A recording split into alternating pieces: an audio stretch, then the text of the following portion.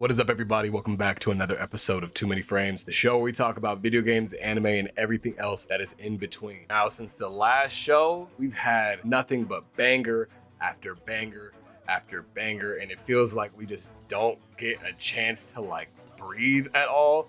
So I'll go ahead and kind of not necessarily rush through all the stuff that has gone on throughout the entire week, but bro, there's just been so much stuff that has happened that I just feel like, because usually my videos are scripted. I don't know if you know. Obviously, I'm reading off the script for the most part, just so I can keep them nice, short, and concise. Because if I don't do that, then I'm gonna yap for 30 minutes, right? But now I feel like if I do try to put everything in sort of a script, I'm gonna kind of I'm not gonna be able to deliver what I wanted to say in the way that I want to say it. So today's episode, with as much news as that there was, is gonna be unscripted.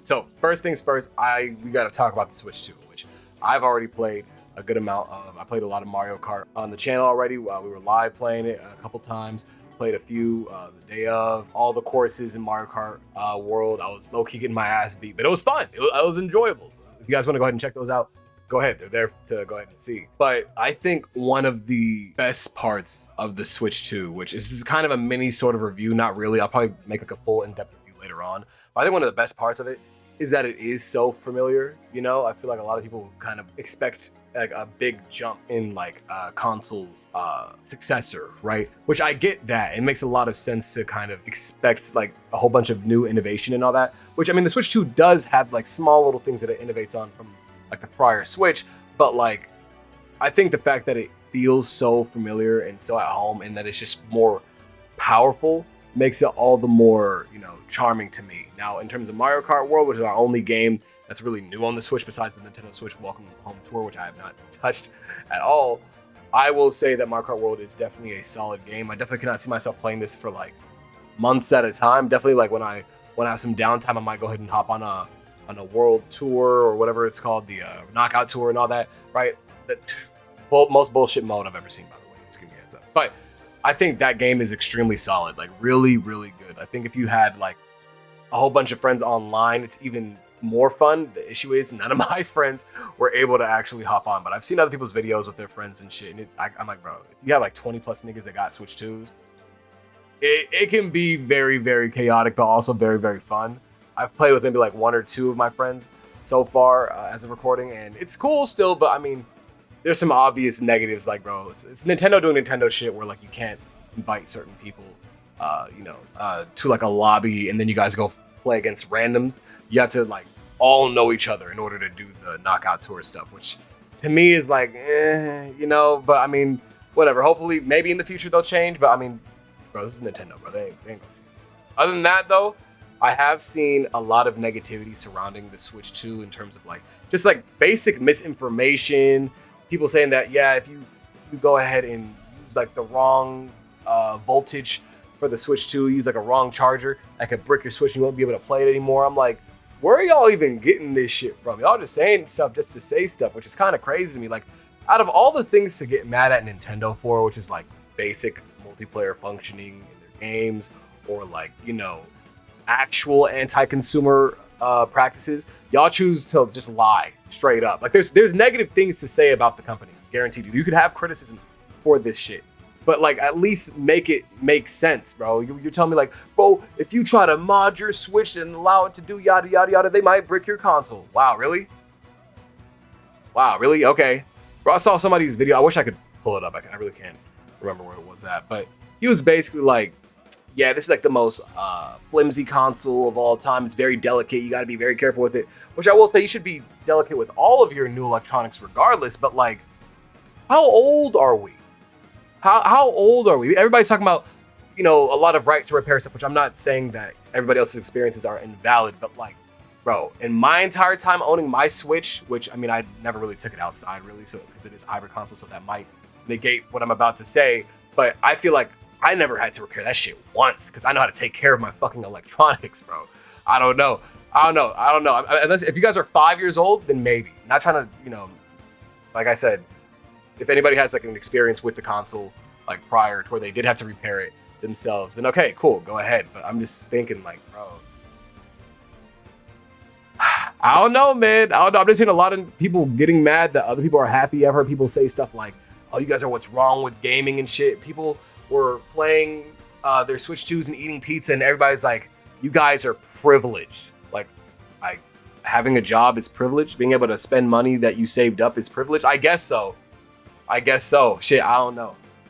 I don't know. And regardless, though, I think the Switch 2 is really fun without giving like a real deep dive review into it. I think a lot of the stuff surrounding it, like the negativity around the Switch 2, is really just stupid to me. Like, I don't know. Like, if you want to be critical, then be critical, but don't just like dog on other people for having fun because you're salty and you're mad that you're not able to have as much fun in your life and find as much whimsy in your life as others. You know, I don't know. But with that being said, though, there are rumors that we're going to be getting a Nintendo Direct next week, or I guess at the time of uploading this, since I am a day late because I was doing a long ass live stream where we're playing Pokemon Inclement Emerald on the stream, bro. We're streaming that shit for like 10 hours. This is gonna go up a little bit late, but so as of this week, we might even get it like the day that this uploads. We might have an announcement of a Direct for Wednesday or Thursday. Who knows? We won't really know, but there are some rumors that are going around that will more than likely get some more information on Switch 2 hardware later on this month, actually. Now, moving past all the Nintendo drama and hubbub and all that stuff, we did get something right before, or the day of, technically the day before, but I got my Switch 2 when the State of Play dropped, but the PlayStation State of Play happened, right? It was cool. I mean, you know, there's some games that were announced. I saw a lot of like really well-designed games and all that. Nothing really too crazy. I mean, besides the fact that we got a fucking Marvel fighting game made by Arc Systems, that was like the most insane thing to me. Like, obviously I love Neo 2. I haven't played Neo 1, but I love 2. 2 was really fun. So I'm really excited to play Neo 3. Silent Hill looks fucking insane. Like, that's just crazy. And it's all created by Arc Systems. I don't know. This game looks insane. From what I know, there's like just no Capcom influence. Like, it's not NBC, it's Marvel Tag Fighter with 4 players, or with 4 characters on each team. Very, very crazy. Not gonna lie. Very excited to see how they even tackle this.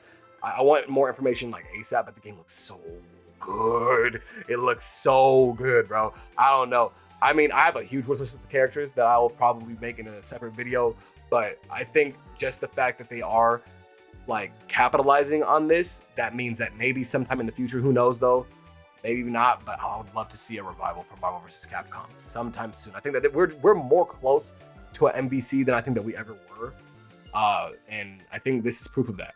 But very, very excited. Other than that, from the Sony State of Play, we ended up getting the Summer Games Fest hosted by Jeff Keighley. Of course, we usually get one every year. This is sort of like our, like, not E3. If you don't know what E3 was, it was basically like a gaming convention where they showed off like a bunch of video games. Not convention, it's like an expo, like where companies would show off all their new games and their new tech and all that stuff. This is essentially what took its place since E3 ended up going away, like, I think during COVID times, I think. Bro, it was just bad.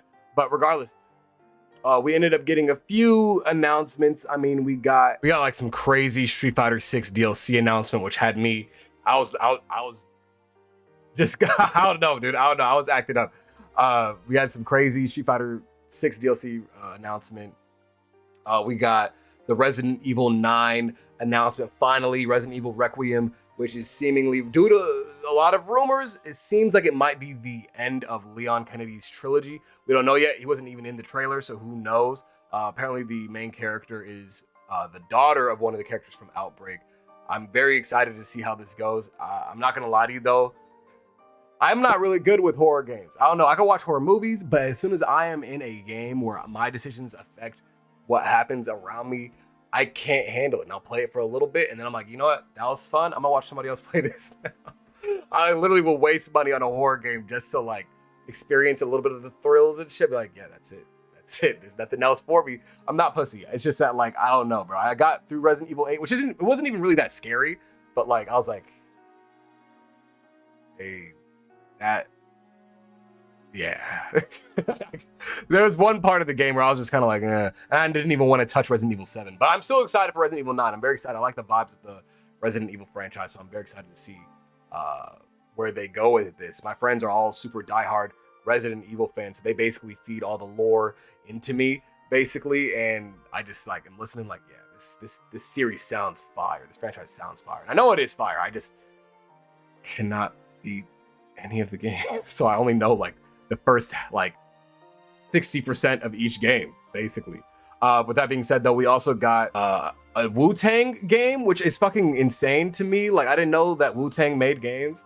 I guess we also got some more information about the Death Stranding 2 on the beach, with some like new clips and all of that. And then we got RGG's game Stranger Than Heaven. Very excited for that. It looks really, really good, actually. Like, I think it looks phenomenal. Can't wait to see what they do there. I think genuinely this is like one of the better Summer Games Fest just because it was shorter. I remember a lot of the other ones being like long and felt like kind of a drag, but I felt like this one, even though it was also long, it wasn't as long as you would kind of think. You know, it just felt very, you know, compact. I think like the last like leg of the announcements really kind of felt like they were picking up, and I was actually slightly surprised. Like, you know what, maybe going on next year we might get a better paced show also.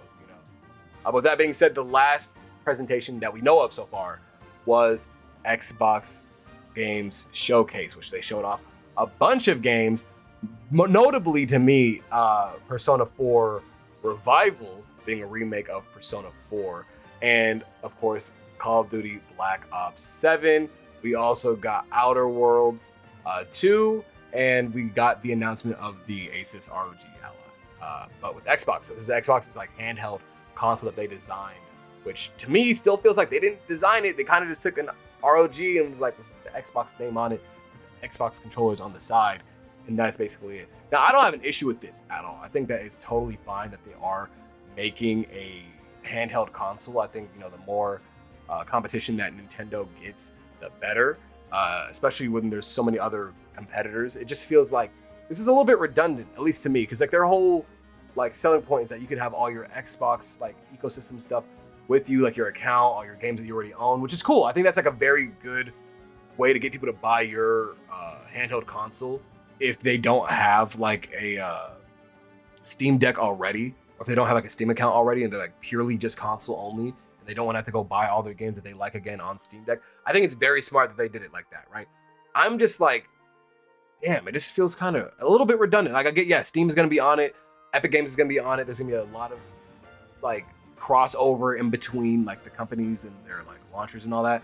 It just feels a little like, I don't know, a little bit uninspired. I feel like there was no like inspiration or like, you know, desire to make a brand new console, and it was kind of just made to like, yeah, hey, look, this is stuff on the go, not like, hey, we designed this shit specifically for your family to have fun, etc., etc. I know that's Nintendo's whole steez. I know that Xbox is going to be mainly, you know, about like hardware and just like making things cheaper while also having like extremely good performance and all that. But I think saying cheaper is actually kind of a lie, because as far as we know, like last month they already announced that they were going to be raising the prices of a lot of their consoles that are already out. Same with their games and their controllers and all that.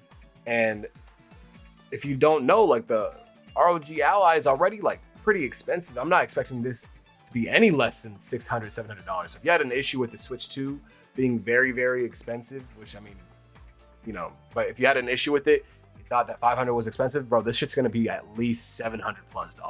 I don't know. I think $700 bare minimum. If it's cheaper, then yeah, spend the extra like $150 on the, you know, ROG Ally. I think it's worth it if you are okay with the price, right? But only if you're okay with the price. Other than that, I don't know. Other than that, though, that's pretty much all the news I really wanted to cover on today's episode. There was so much shit that was going on throughout the last couple weeks. I think that gaming right now, though, what I did want to bring up is that everything just feels kind of like repetitive.